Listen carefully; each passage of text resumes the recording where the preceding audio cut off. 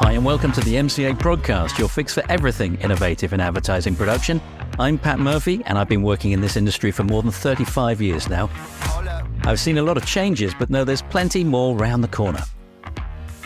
Each week on the podcast, you'll get to hear from one of the movers and shakers who are shaping the world of advertising for the future. And we'll dive into some of the key challenges facing our sector today and how we're best placed to overcome them. This week I'm chatting with Lisa Lavender, Managing Director of the British Arrows, the awards that celebrate everything in moving image. Prior to this, Lisa has been CEO of Adstream, the founder and MD of the Traffic Bureau, UK's largest outsourced specialist supplier of business affairs and advertising.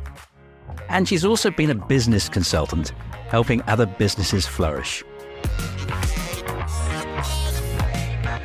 Lisa, it's an absolute pleasure having you here on the MCA podcast. It's a pleasure to be here. Thanks for having me. Now, let's start off by asking you what went wrong.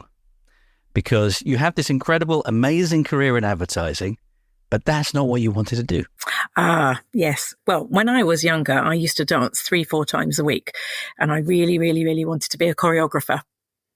And I took some auditions for stage schools. And the one I really wanted to get into was arts educational. And I didn't. The audition was on ballet. I was a fairy elephant and I didn't get in, even though ballet wasn't really my passion. At that point, realized that I was going to have to find something else to do. And I was very lucky that a creative director came into school. It must have been a dad. I don't even remember who it was, but came in to talk to us. It was a fifth form careers lesson. And I thought, oh, that sounds interesting. I'd quite like to do that.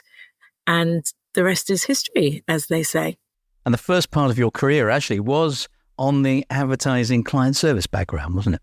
It was. I started actually in advertising agencies when I was 17. I didn't go to university. I had a place, didn't get the grades, and my parents sort of said, well, you can retake, or if you can get a job, then that would be good also. And I wrote to loads of advertising agencies. I got campaigned, scoured the back, wrote off for lots of jobs, no idea what they were, absolutely no idea, could have been anything. And one of them was for a production manager in a small advertising agency called Poulter Tennyson. No idea what that was either. And I got a very nice handwritten letter back from the owner who said, thank you very much for your application, but obviously you're not qualified for this role, but we'll keep your CV on file, blah, blah, blah. So I'm thinking, oh, well, that's that. And a few months went past and I was actually looking at going back to college. And then I got a phone call from the same guy who said to me, that production manager we hired is looking for an assistant. Would you be interested? I was like, yes, definitely. Still had no idea what the job was. Went in to see them in Covent Garden, in Old Burghs Yard off Neal Street. It was the coolest thing on the planet to go into a small advertising agency, and got interviewed by all of them. And they offered me the job on the spot. And I honestly didn't look back. I did print production for a year, which is a very good grounding for anyone that wants to get into advertising, because it's a bit like being a runner in a production company. Basically, you do a bit of everything. And in those days, there was lots of tangible stuff. It wasn't digital. You know, I had to pack up bromides. You might remember those, Pat. I do, I remember. And blocks and fill in triplicate copy instruction forms and all that kind of stuff. Loads of photocopying. Job bags. Do you remember job bags? When you actually used to make an envelope and staple a sheet to the front that you wrote everything on. You know, that was my job. Interestingly, actually, the tough part about that job was that the guy who I was working for didn't want a girl. It was the 80s. And I had to convince him that I was as good as any boy. And I'm pleased to say we ended up being best of friends and it was all good. And after about a year, I thought I might spread my wings, and somebody told me about a job at Saatchi's, and I went for the interview and I got offered the job, and I went back to my bosses and said, I've been offered this job. And they said, oh, no, please don't leave. We'll make you an account executive. Well, that sounded really good. So I stayed, and I stayed for another couple of years. And that was my beginning in account management, account service, which again, you know, is a good grounding for anything that you end up wanting to do in the creative industry. If you'd been at Saatchi's, we would have crossed paths, I guess. Yeah, and Matt and all those boys, we would have all been there at the same time. Yeah, exactly. And then you went off to Canada. I did. Well, I must confess, it wasn't career driven. It was a boy, of course. And I went off for a holiday. I've got a lot of family there. And I stayed there for a long summer. Met this boy and we thought, long distance, could we do it? And his father happened to be a manufacturer in Canada. He made jockey for her and Champion Sportswear and various brands. And they were using a really hot, small advertising agency at the time. And he made an introduction for me. And I went in to see them and they agreed to sponsor me to come over. And I took a job as an account supervisor there. And I was there for the best part of 4 years. And I actually was with that agency for about 2.5. And then I followed my boss to Grey and worked on P&G, on CoverGirl, which was interesting because CoverGirl being a fashion brand was kind of a new thing for Procter & Gamble at the time, you know, creative, fashion driven, bringing product benefits into fashion and emotional advertising was interesting and challenging for everybody at that time. So I worked for Grey for a bit. And then I was coming home to see my family and bumped into some guys I used to work with. And they said, oh, you wouldn't be interested in coming back, would you? We need an account director. So I did. I came back and started working for a small agency called Keith Shafter and Associates, who did lots and lots of toy and sweets stuff, lots of kids stuff. We were making 200-300 commercials a year, which is quite a lot for a small outfit. And I was there for nearly 3 years. And I was getting married in 1996. And just before I got married, a few weeks before, they announced, due to some account losses, that they were going to downsize the business. But said, do you fancy setting something up together? We think there's an opportunity. And we discussed the opportunity of outsourced TV admin, now known as business affairs. And it seemed like a bloody good idea 3 weeks before my wedding. And I said, yep, I'm up for that, definitely. We'll work out the details when I get back. And that's what we did. So we came up with a name. I found some premises. I had a computer and I had £7,500. And that was the beginning of the Traffic Bureau. Amazing. Which I'm immensely, immensely proud of because it turned into the biggest outsourced TV admin company in the UK. It was the first of that kind of company. I remember it so well. And you became so successful and you serviced so many clients and agencies in the UK, dealing with, at that time, what was the BACC, now Clearcast. Yep. And of course, the RACC as well, which is the Radio Clearance Centre as well. Yep. Paying and managing talent fees, all of that kind of stuff. Do you think this kind of work now is so complex, considering the multitude of channels that clients are now working with? I mean, how did they get their hands around managing broadcast or business affairs as a whole? Because there are agencies that do it, but it's incredibly complicated now. I think the roles have split. I don't think people do it quite the way we used to, and it's more difficult to do it the way we used to. I think that business affairs and traffic became two separate things. So business affairs dealing with talent, clearance, rights, and so on, music probably. And then traffic became the actual broadcast clearance, playouts, delivery, and so on. I think that helps to keep a handle on it. I can't imagine doing it today now. I'm sure we'd have had to evolve our ways of working and models. And I'm sure the girls that are still working out of Extreme Reach, XR, doing that work, have to divide and conquer it in a different way.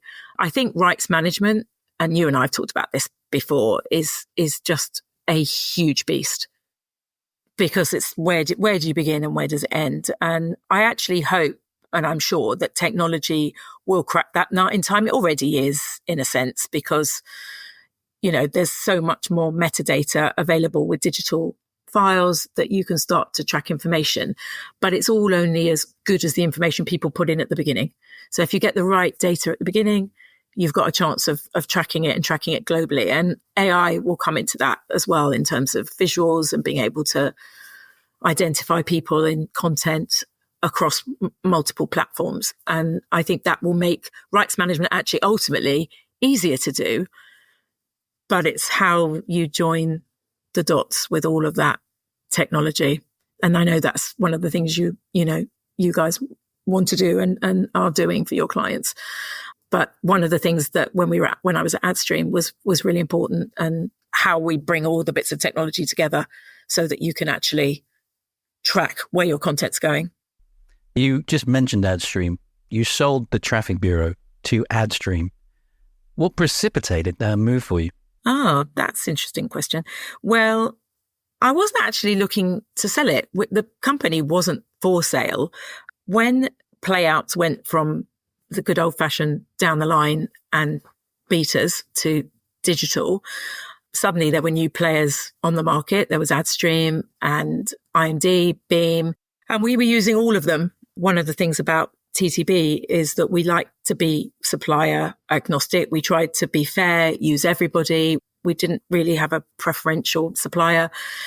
I ended up having lunch with Andy Hopkinson, who was the MD at the time, one day. Lovely Andy. Lovely Andy. And we were just chatting about stuff. And he knew we have a home in Spain that we've had for a long, long time, my husband and I. And he said, oh, you must be thinking about retiring one of these days and spending more time out there. I was like, I'm not that old, Andy. No, I wasn't. He said, but we're in acquisition mode at the moment and we're talking to various companies. Would you be interested? And I was like, I hadn't actually honestly thought about it until then. So I phoned my partner. We did some numbers on the back of a serviette.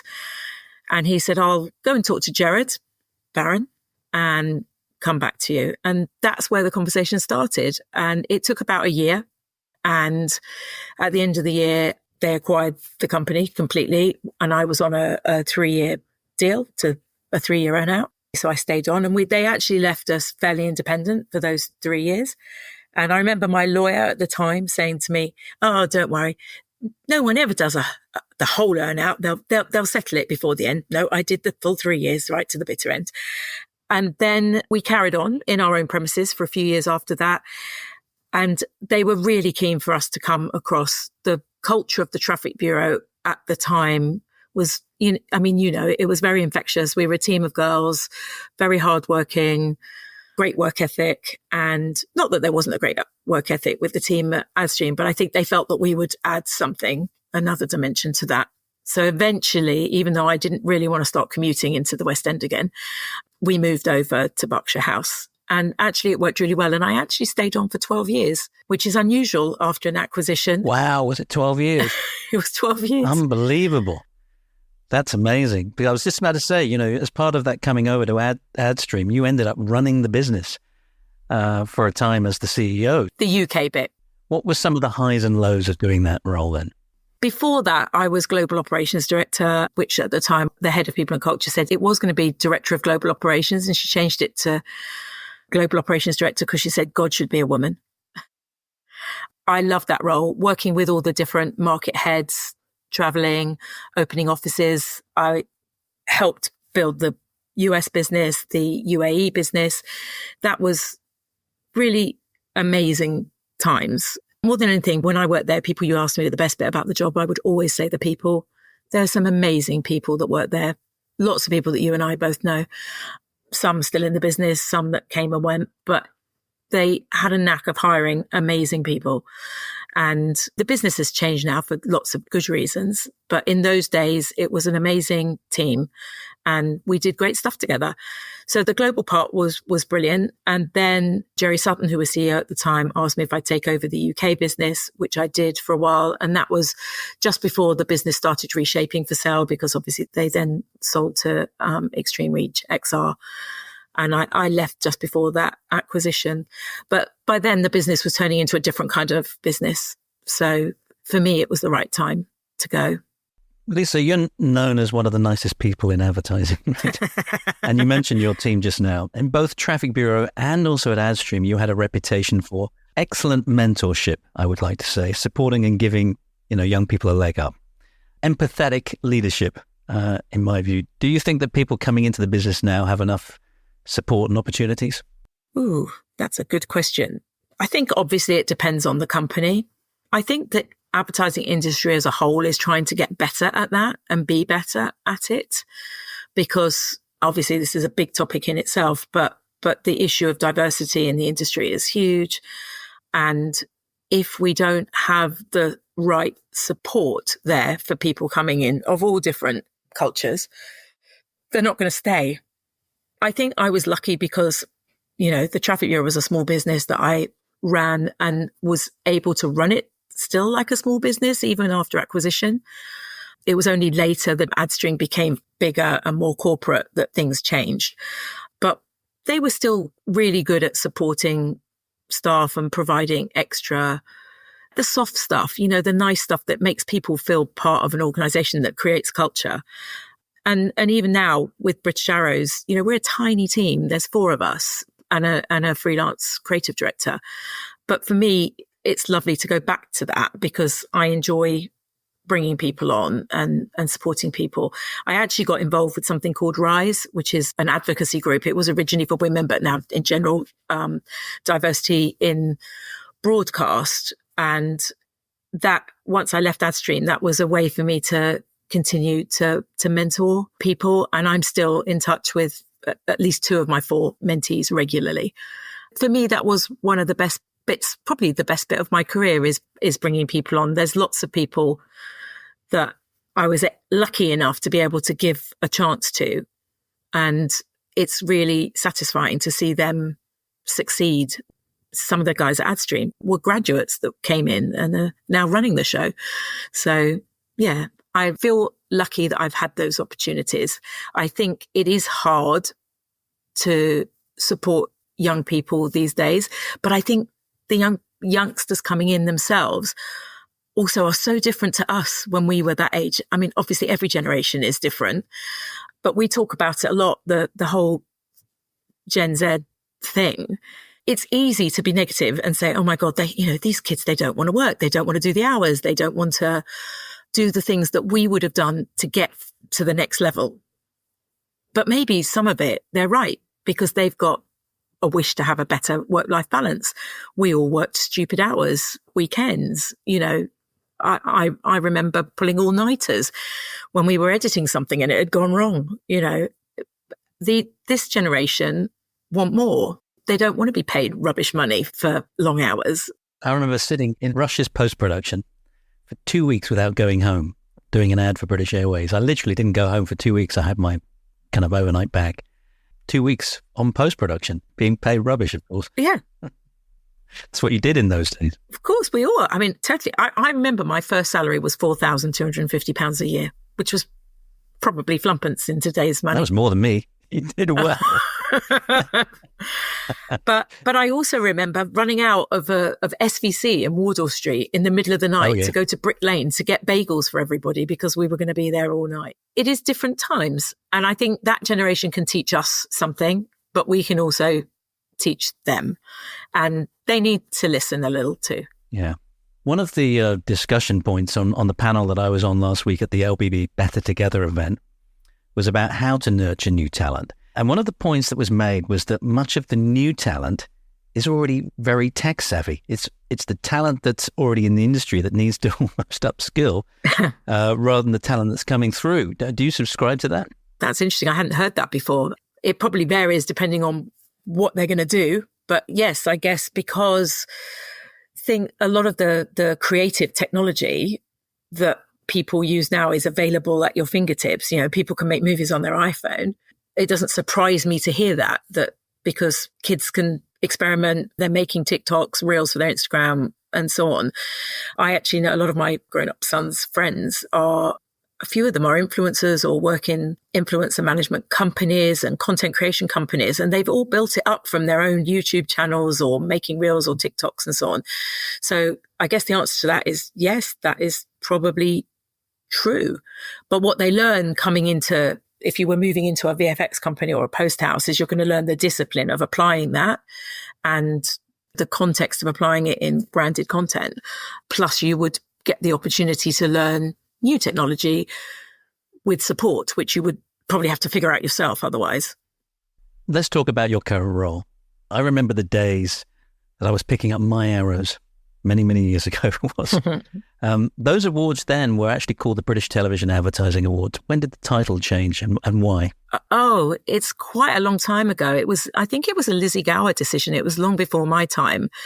There's so many unknowns. Like, we don't know why they're arrows, apart from maybe hitting the target. And people still call them the BTAAs. It's our biggest bugbear. Well, I do. I'm sorry. They have been the British Arrows for, probably about 16 years, something like that. And Oh my God, talk about landing on my feet. Dream job. Really, really dream job. I was consulting and I just left Adstream and I had a cup of tea with Claire Donald to say, oh, I'm around if you need any help with anything, da-da-da-da. And she said, oh, I'll, bear it in mind. And then probably a couple of months later, she gave me a call. Actually, she left me a message and her words were, we need a grown-up to run the British Arrows. Would you be interested? So I laughed and said, oh, well, why are you asking me then? Not grown up, not yet. I then spoke to her. I was like, oh my God, I don't have to think about it. I would love to have a conversation about that. She was chairing with Jani Guest, who runs Creators now. And I didn't know Jani. So we met up for a coffee and we had a chat. And I said, the only thing for me is you got to get it out of Battersea. I said, it's got to go back to the Grosvenor House. Otherwise, I'm not really interested because I can't stand it there. And they said, totally agree. Do you want to do it? And I was like, yes. And we became like the Three Musketeers for 4 years. And it has been fantastic. And as you know, we did move it back to Grosvenor House. And I think it's kind of gone back to the Arrows Awards of old. I think that's a really great and smart move. I remember going to those ones in Battersea. They were never as good as the Grosvenor House. So I'm glad you've made that move back. Now, when I speak to marketeers and CMOs, of course, they're really proud when they work on a commission and the work that they've done wins creative awards. But with the need for accountability, they often talk more about the effectiveness awards and the Effies. Yeah. So how can the Arrows remain relevant and not just be seen as a bunch of industry people backslapping?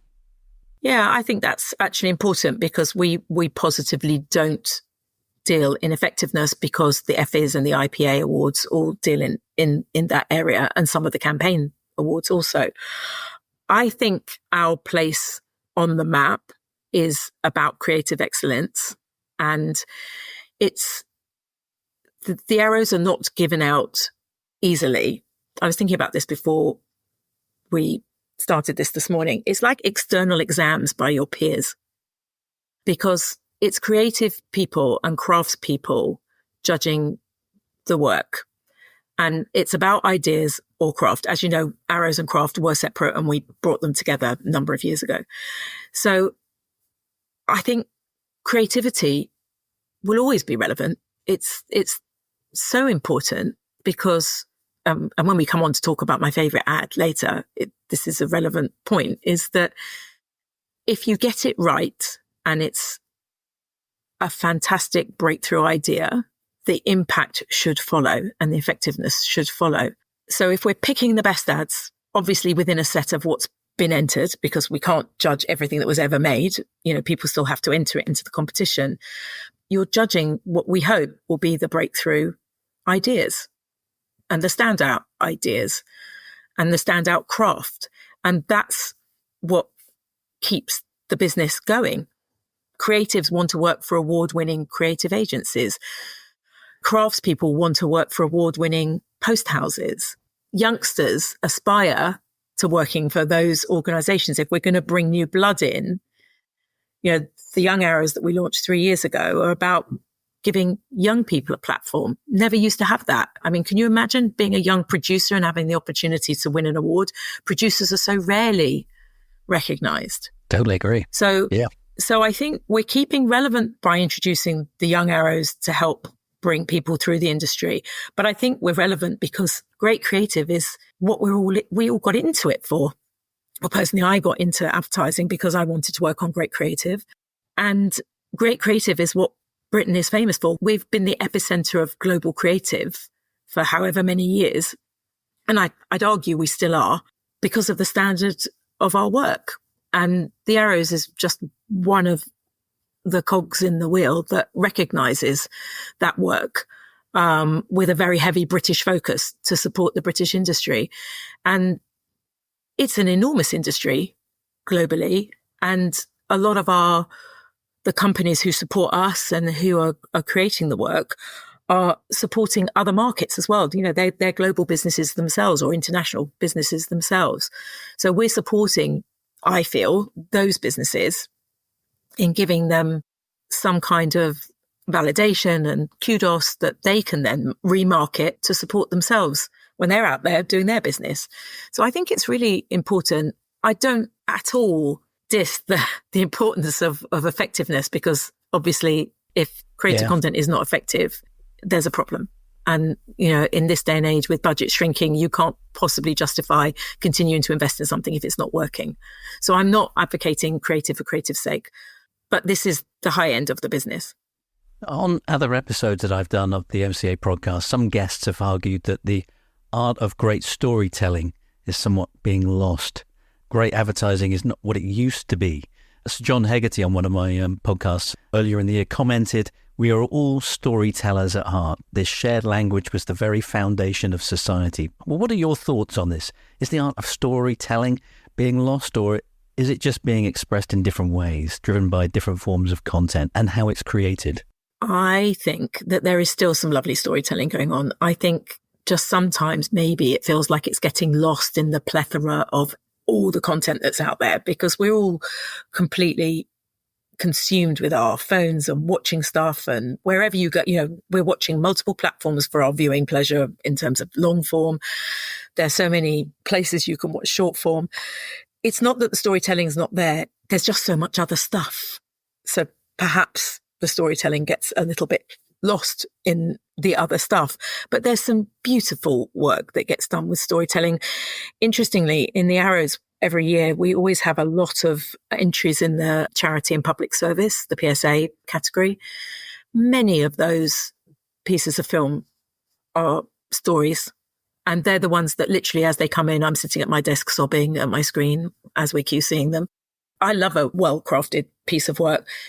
John Lewis, for years, the Christmas ads, they're stories. So I don't think we've lost the art of telling stories. And I think any creative director that I speak to or that we see through juries and chairs all still talk about the importance of a good, solid idea of storytelling. Directors are still wanting to tell stories. I don't think we're losing it.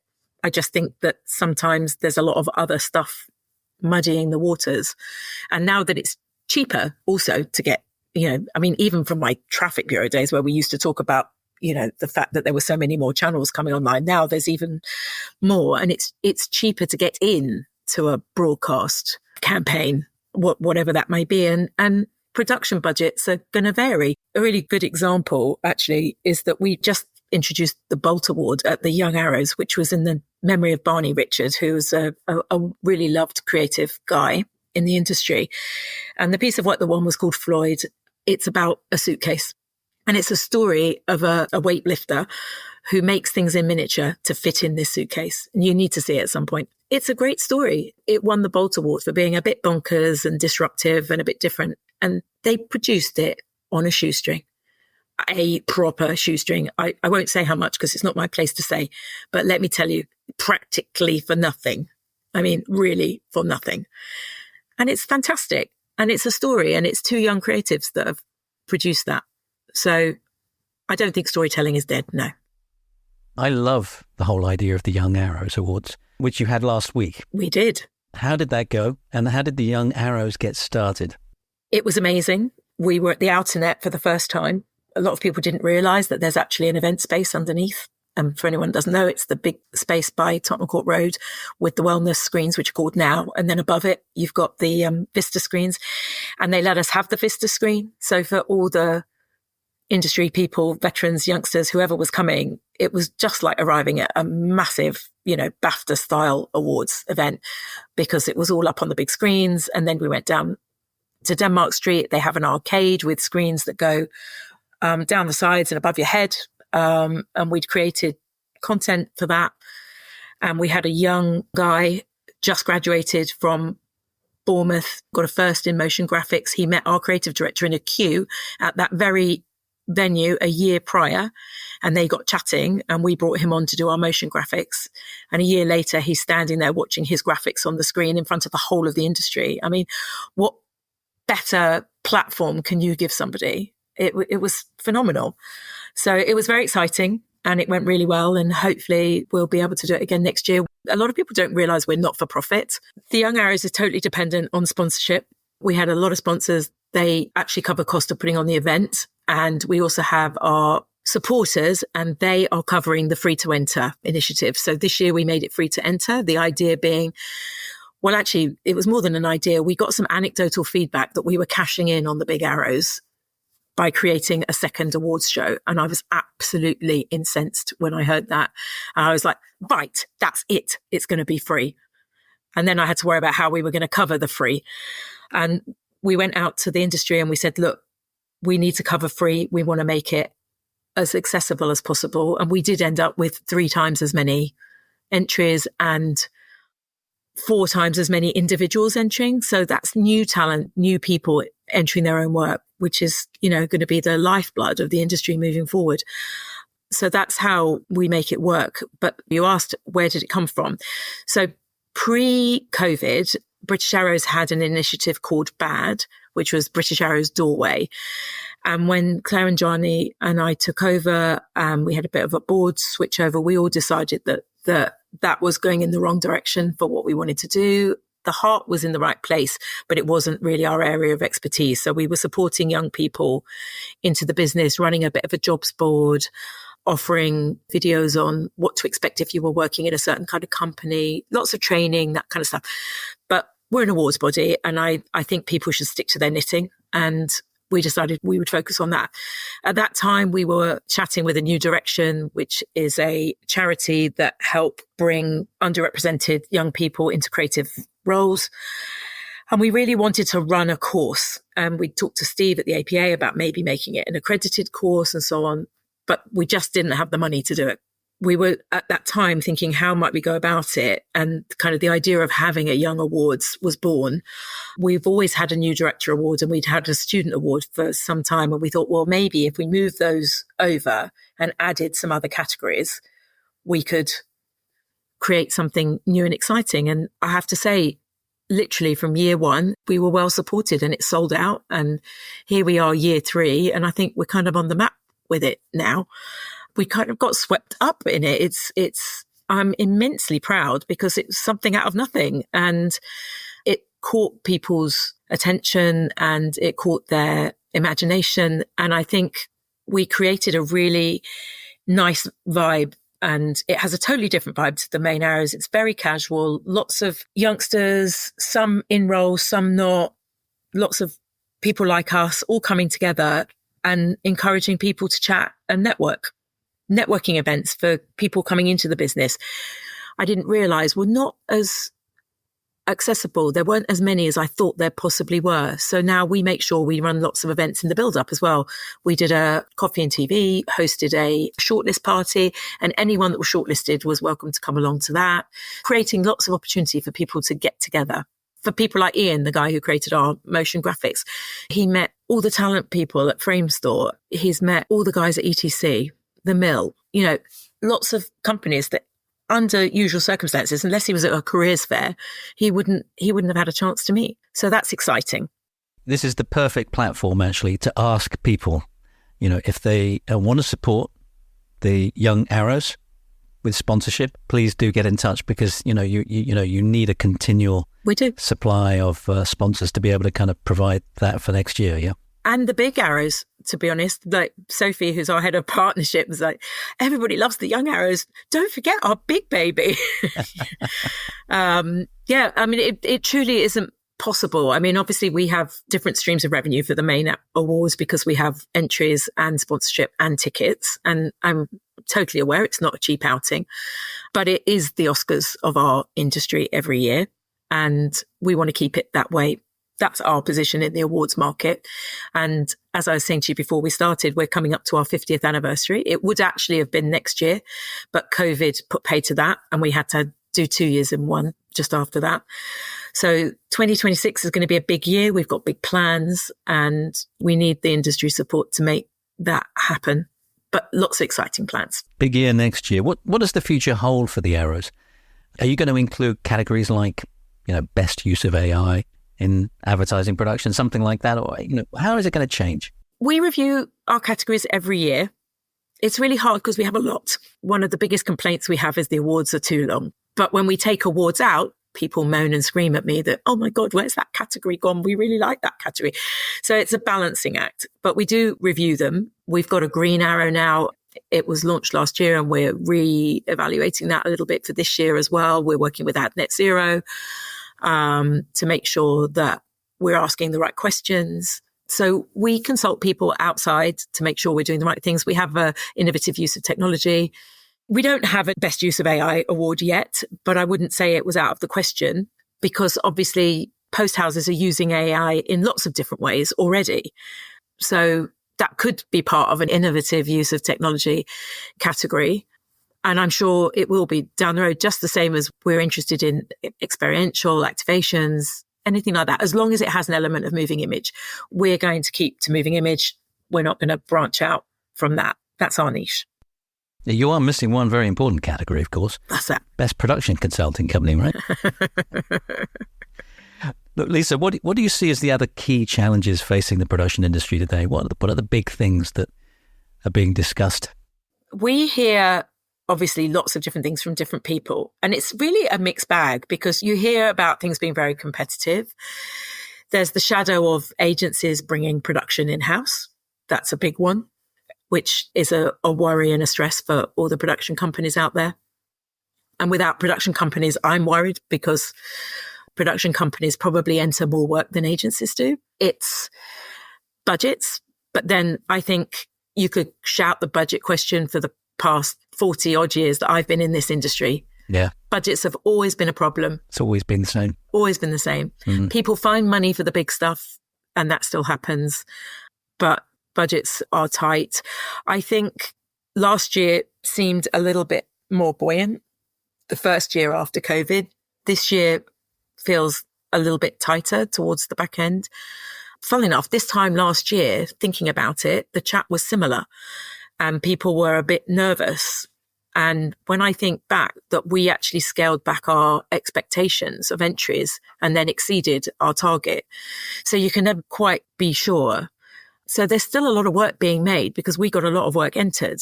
So it'll be interesting to see when we get to mid-January, which is when we close entries. It'll be interesting to see how we pan out because sometimes I feel like we're a little bit of a barometer for what's going on. I think in-house production is probably the big thing. And I know you've talked about it on other podcasts and I'm sure you're talking about it all the time with your clients. And that's the thing we hear the most about at the moment that worries people.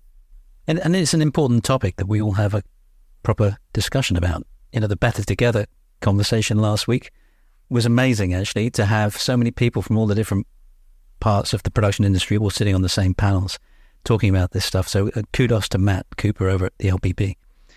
Outside of work, what does Lisa Lavender care about? Well, outside of work, I have 3 dogs at the moment, lunatic. I've got 14-year-old golden retriever, a 2-year-old and a puppy. Seemed like a really good idea at the time to get a 3rd dog. So at the moment, life is quite crazy with 3 dogs. I've got a very large extended family, 5 grandchildren. Still got 1 son living at home, also working in advertising. So my family life is very consuming at the weekends. But we're very lucky. We have a home in Spain, which we really enjoy escaping to. And I love traveling. That's kind of consumes me outside of work. It's family, dogs, cooking, traveling, and 2 awards shows a year, which you would not think could consume that much time, but does. Because as I said before, we're quite small, but mighty. Whenever I see medical practitioners, they always ask me if I have any allergies. I always just say in jest, doctors and dentists. But you really do have medical phobia, you know, drips and stitches. Did something happen to you to get that? Oh, God, yeah. Long time ago when I was in Canada, at the agency I worked for, we used to work on Liam Perrin's Worcestershire sauce and HP sauce. And we were shooting a commercial with a lounge singing cow in Arizona in the desert. And we flew down and I was with my lovely client from E.D. Smith, who are the people who manufactured it in Canada. And we're in a beautiful hotel. And as you do, we were sitting by the pool because there was nothing else to do that day. We were waiting for a meeting and it was very hot. Arizona gets very hot. And I, being a good account director, said, "Would you like a drink, Mr. Client?" And he said, "Oh, yes, please." So I go in to get a drink, walk from the very hot outside through some very large glass doors into a very air-conditioned lobby, and the cold air hit me and I hit the deck and cracked my head open on a marble floor. I woke up on a sofa surrounded by paramedics and concerned American hotel staff. I think they were worried I might sue. And my poor client had to come in the back of an ambulance with me to hospital and ended up in the emergency room. And I had to have a drip and stitches at the same time. And they literally were sewing across my eye. Oh, you know, dear. You're watching the needle go backwards and forwards.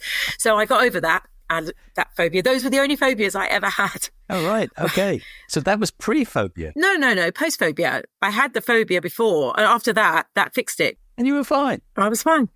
Amazing. Okay. I better go and have a ton of teeth taken out then. That'll get rid of my phobia of dentists. We're coming near to the end of our wonderful chat. It leaves me just one last question, Lisa Lavender.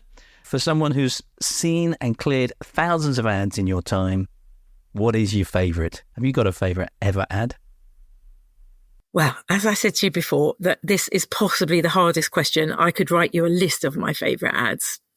But the one that kept popping up in my mind, so I'm going to stick with this, is the Hamlet cigars ad, which I think is called Photo Booth. Yep. With the guy with the comb over. Yep. One shot. Brilliant idea. Totally unexpected. Great comic advertising or British comedic advertising. And for me, I'll always remember that as best of British. There are so many. So anyone that's listening, I'm not choosing that over anything anyone else has done because I'm fortunate to see so much amazing work and I love loads of it. But that one's just a fun one for me.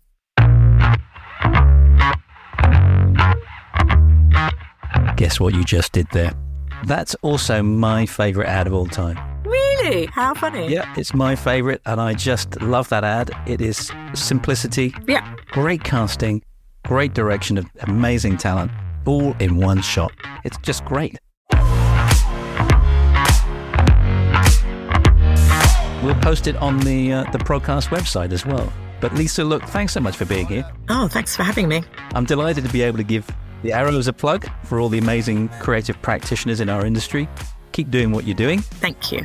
And if you're interested in seeing the work of the Arrows, go to thebritisharrows.com and good luck for next year as well. Thanks. Excited. To find out more about the MCA podcast, please head to theprodcast.com where you'll find details on all my guests, full transcriptions of all the episodes. Also, if you are enjoying the podcast we're doing, please give us a rating and review at your favourite podcast platform. You can also send us your feedback directly by email to podcast@murphycobb.com. I'm Pat Murphy, CEO of MCA. Do come and connect with us on LinkedIn or Instagram, of which all the links in the notes for this episode will be there. We'd love to hear from you. Thanks again to the amazing Lisa Lavender, my team at MCA, and to my production team at What Goes On Media. Thanks for listening. See you next time.